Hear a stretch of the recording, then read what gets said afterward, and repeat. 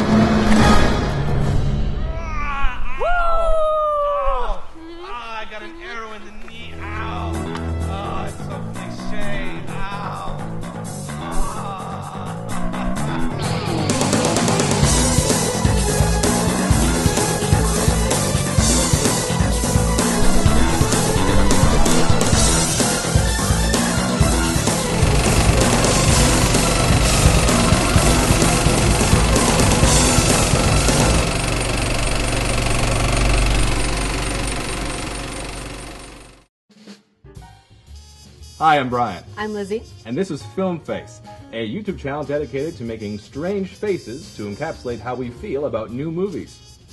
We're reporting from the lovely Roslyn Theater in Roslyn, Washington. A charmingly quaint, old-fashioned movie theater that features such oddities as real butter and non-brain hemorrhaging-inducing movie ticket prices.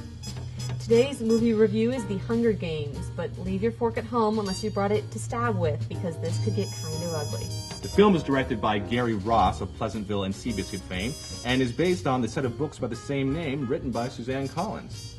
In a dystopian future American society, 12 districts, in order to pay off their war debt, must sacrifice 2 kids every year to participate in a battle to the death called The Hunger Games, watched worldwide with either horror or joy, depending on where you're from.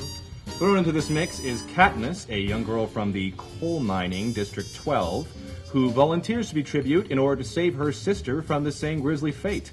Joining her is a young lad named Pita, a simpering baker, and the two of them are whisked off via bullet train to the capital city, where in many training montages, a few awkward emotional moments, and much carnage ensue. Now, as a non-book reader, I didn't have anything going into this movie. I mean, I knew a little bit about it, but I chose not to read the books because I hate spoilers and I didn't want to know what was going to happen.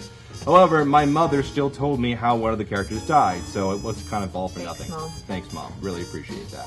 Let's talk about the acting. First off, the principals. Jennifer Lawrence as Katniss. I thought she was fantastic. A really great grounding performance for the entire thing. We knew she could act because we saw her as a naked blue assassin in the X-Men First Class movie. She held the thing together really well. I think a bad actress really could have destroyed this thing, but I thought she carried it. And she had a nice range of emotion from the gamut of vulnerable and broken to supportive, strong, powerful. Yes, that's one of the things that I really liked about her. I read the books previously, so going into this, I really had high expectations for her, and I was really nervous because it takes a lot to be able to play a character like Katniss. But after I saw X-Men and saw her play it as Mystique, I was really confident that she would nail it, and that she did. We have Josh Hutcherson as Pita. You're kind of mopey. I really didn't like you too much. I thought you were kind of a kid, very immature, and maybe that's kind of part of the character, but I didn't really, I don't know, what did you think? I think that you're being really harsh. I think that Josh Hutcherson is really, he's kind of wet behind the ears compared to Jennifer Lawrence. I mean, he hasn't had many big acting roles, and I think that he portrayed Pita really well. You know, he was cute, he was likable, and that's one of the things that Pita is really known for, and I think that they'll develop his relationship with Katniss as well as his own personality later in the other movies. So you put away your judgment face. This is why this judgment face is here, is because the whole relationship with Katniss thing was BS. That was total crap. And I'll tell you why. Because when it starts, he tells the whole world, hey, I've got a crush on her on live TV. And she punches him in the face and says, what the heck are you doing? Which I loved. I love that reaction. But then she gets into it because she knows that if she likes him and that people think that she likes him, she'll get sponsors and people will, support her and it'll be good for the show. So for the whole time, whenever they did anything, I didn't think it was real. I thought it was fake. It's obvious she cares for him, but it's more of a supportive, older sibling kind of thing. The romantic thing is just weird. I didn't buy it at all. Let's talk about the supporting cast because I thought that they really shine.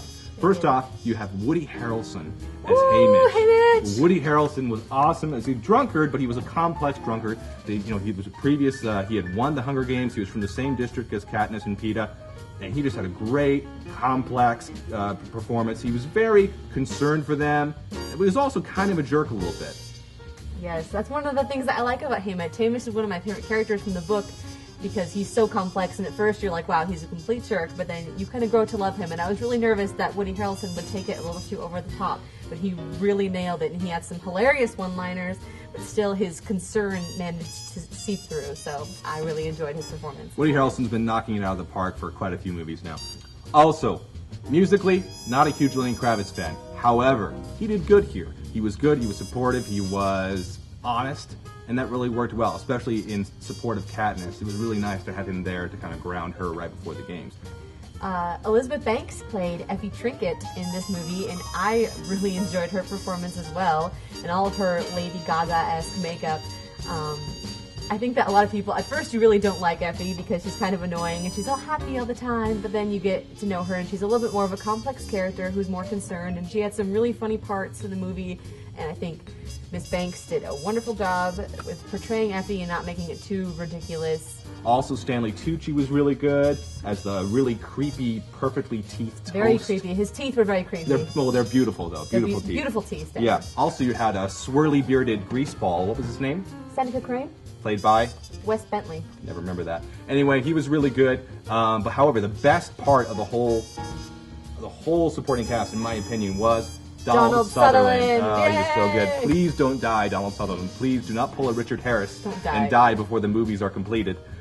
You were great. All you needed to do was move your eyebrow, and the acting just fell off. It was really, really great. So, reading the books, I suppose one of my biggest problems with the movie was that there wasn't really enough time for the director and everyone else to kind of develop the other tributes as characters, because in the book you had just pages and pages of time to get to know them as people, but in this movie, I mean, it was 2.5 hours long and it already felt kind of rushed at parts, and they had a lot of things to cram in. The ones that stood out the most really were Rue and Clove.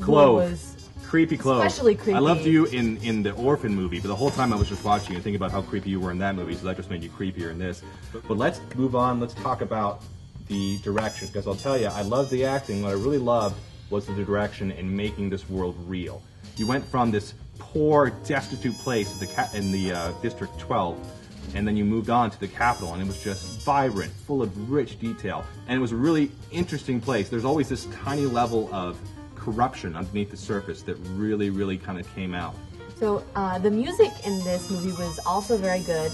At times it was really effective, actually, because there were times where I noticed that there was actually no music at all. Like, I couldn't think of the music because in order to portray the intensity of the movie, the music was just completely cut out, and all you kind of heard were the background noises and the ambiance. But it worked really well. Except for Taylor Swift. Taylor Swift was fine. Brian even has the song stuck in his head. Will be alright. Judgment Face. It was mopey and gross. We're moving on. Okay, moving on. The emotional scenes were his strength. He really did well bringing out these actors' performances together, and that was really good. When we got into the action sequences, it didn't work as well. You know why? 2 words. Lizzie. Shaky cam. Shaky cam. Holy crap, Holy shaky cam. cam. I mean, God in heaven. You'd be walking through the woods and all of a sudden, it's just all over the place. They're all coming out in the beginning of the games in the cornucopia, and everything's just going crazy, and everyone's getting killed. And that works because it kind of shows how nuts everything is. But spoiler, everybody dies. Yeah, Spoiler. But like in certain, on like one-on-one fight scenes, or like fight scenes with only a few people in it, it was really confusing, and I couldn't look at the screen for more than a few seconds because it made me really sick. Vomitacular. Vomitacular. Yeah, it was pretty gross. Speaking of people dying, let's talk about the rating. This movie is PG-13. Let's be straight with you. This is not a kids movie. This is not a kids movie. This is a movie about kids killing kids. And the movie doesn't try to glorify that blood and gore, but you have to include that because it's just that kind of situation. It's the whole point of the story. But if a kid, I couldn't even watch it very much. You got a kid hacking another kid with a machete. It doesn't matter that the kid's out of frame. You can still see he's getting hacked with a machete. It's intense. So definitely don't bring your 6-year-old kid to this movie. Overall, fun time, a good first movie. As a standalone, it was pretty good. I think as part of a bigger story, it'll serve as a great introduction to this world that I'm interested in, I'm invested in. And I may even read the book. Oh, hey, look at you. And as somebody who has read the books, I can say that I really did enjoy this movie. The characters, which are the biggest part of the story for me, were done pretty much spot on. And so I was really excited, and I thought that the director did pay a proper tribute to the book. I'm ashamed of you. I'm sorry. That was horrible. Oh, also, we need to dispel the Twilight rumors. Hey, yeah, no Twilight rumors. You talk about your anti-Twilight here. You have Bella Swan, Bella Swan, vampire mopey face. You know, what does she do in her movie? She sits down, she gets creeped on, she gets married, she pops out a vampire kid, she becomes a vampire. That's a fantastic example for women to go to. No. Such a fantastic example. But Katniss Everdeen is strong, and she's caring, and she still has that kind of vulnerableness to her that makes her likable, though she could still really kick your butt if you deserved it. And that is the kind of person that girls like to look up to. Exactly. So overall, I give it a good, happy face rating to kind of match the interest that I've got. And so I'm really excited to see where we go from here. I as well give this my happy face. And I'm really excited that they did this well. They just kind of knocked it out of the park for me. But yeah, I can't wait to see where they take us next. So guys, what do you think? Tell us in the comments below what you thought of the movie, whether you agreed or disagreed. Also, we should have some kind of behind-the-scenes featurette, blooper reel-esque thing for our intro movie. So yeah, what did you think? And what movie would you like us to review next, coming up? I believe next weekend we've got Mirror Mirror and Clash of the Titans.